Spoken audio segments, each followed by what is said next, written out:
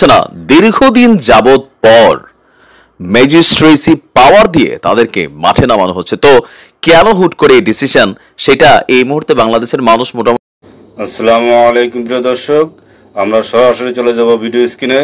আজকের ভিডিওটা খুবই গুরুত্বপূর্ণ। যদি আমাদের চ্যানেলটি ভালো লাগে দয়া করে একটি সাবস্ক্রাইব করে আমাদের পাশেই থাকবেন। ভিডিও শেষে আমরা গুরুত্বপূর্ণ বিশ্লেষণ করব। চলুন সরাসরি ভিডিওতে। আসসালামু আলাইকুম, আমি নাইম দক্ষিণ কোরিয়া থেকে। ব্রেকিং নিউজ, আগামীকালকে থেকে এক নতুন বাংলাদেশ দেখতে যাচ্ছি আমরা আবারও। দর্শক, হঠাৎ করে আমাদের ডক্টর মোহাম্মদ ইউনূস সাহেব এক জরুরি বৈঠকের পর এক গুরুত্বপূর্ণ সিদ্ধান্ত নিয়েছেন।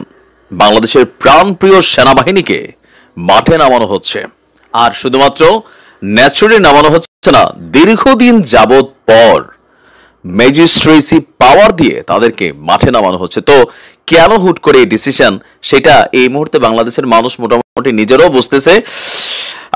রাজধানী সহ আগামীকালকে থেকে রাত 12টার পর থেকে সারা দেশে বাংলাদেশ সেনাবাহিনীকে বিশেষ ক্ষমতা দিয়ে মাঠে নামাচ্ছে সরকার। আর এই ক্ষমতাটা হচ্ছে কি, নির্বাহী ম্যাজিস্ট্রেটের যে ক্ষমতাটা আছে সেটা সেনাবাহিনীর কমিশন প্রাপ্ত কর্মকর্তাদের এই ক্ষমতা দেওয়া হয়েছে। জনপ্রশাসন মন্ত্রণালয়ের এক প্রজ্ঞাপনে এইমাত্র এই সিদ্ধান্ত জানানো হয়েছে, এবং কি এই সিদ্ধান্ত আজ থেকে কার্যকর শুরু হয়ে গেছে। সময় কতক্ষণ? আজ থেকে আগামী 60 দিন, প্রায় 2 মাস, প্রায় না 2 মাসে সেনাবাহিনী ম্যাজিস্ট্রেসি পাওয়ার নিয়ে রাজপথে থাকবে। কোটা সংস্কার আন্দোলনকে ঘিরে আপনার গত 19 জুলাই থেকে সারা দেশে সেনাবাহিনী মোতায়েন এবং কারফিউ জারি করা হয়েছিল। এরপর ছাত্র অভ্যুত্থানে 5ই আগস্ট আওয়ামী লীগ সরকারের পতন হয়। 3 দিনের মাথায় 8ই আগস্ট ডক্টর মোহাম্মদ ইউনূস তিনি এই দায়িত্ব নেন। আর এরপর দায়িত্ব নেওয়ার পর সবচেয়ে বেশি যে ঝামেলাগুলো পোহাচ্ছেন সেটা হচ্ছে কি, আমাদের পুলিশ প্রশাসন অনেকটা ডিএক্টিভ ভূমিকায় আছে।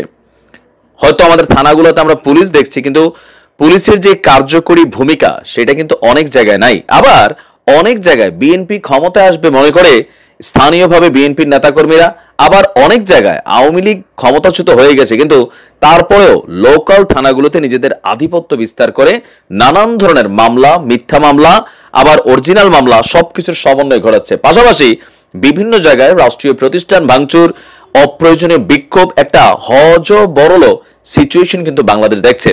মানুষ নিরাপত্তাহীনতায় ভুগছে, জায়গায় জায়গায় সমস্যা হচ্ছে, অনেক জায়গাতে চাঁদাবাজরা আবারও অ্যাক্টিভ হয়েছে। তো এই সকল সিচুয়েশনকে শান্ত করার জন্যই বেসিক্যালি আপনার এই সেনাবাহিনীকে ম্যাজিস্ট্রেসি পাওয়ার দিয়ে রাজপথে নামানো হয়েছে। তো ম্যাজিস্ট্রেসি পাওয়ারটাতে সেনাবাহিনীর কি কি করার সুযোগ আছে? নর্মালি আপনার সেনাবাহিনী যখন মাঠে থাকে তারা সহজে গ্রেপ্তার বা ধরেন কোন রকম জরিমানা সামহাও এগুলাতে ভূমিকা রাখে না।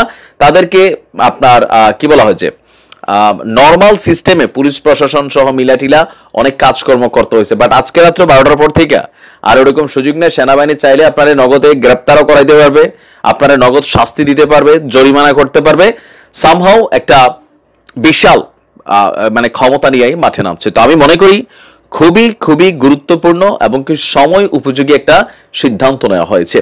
কারণ দেশের আইন শৃঙ্খলা পরিস্থিতি যদি ঠিক না থাকে, তাহলে ইউনূস সাহেবের যে সরকার আসছে সেই সরকার সমালোচনার মুখে পড়বে। পাশাপাশি আপনি দেখেন ভারতে ইলিশ যাচ্ছে না, এখন আর চাঁদাবাজির সিন্ডিকেটও নাই, তারপরেও বাজারের দ্রব্যমূল্যের দাম আগুন, আবার কিছু কিছু জায়গায় চাঁদাবাজিও হচ্ছে। তো এই সকল বিষয়গুলোতে জনমনে ডক্টর ইউনূস সরকারকে যে প্রত্যাশা ছিল সেখানে ঘাটতি তৈরি হয়ে শুরু হয়ে গেছে সমালোচনা। তো এই সকল বিষয়কে রিকভার করার জন্যই সম্ভবত আপনার এই গ্রুপটা বা আমাদের সেনাবাহিনীকে এই বিশেষ ক্ষমতা দিয়ে রাজপথে নামানো হচ্ছে। আমি মনে করি একদম পারফেক্ট ডিসিশন।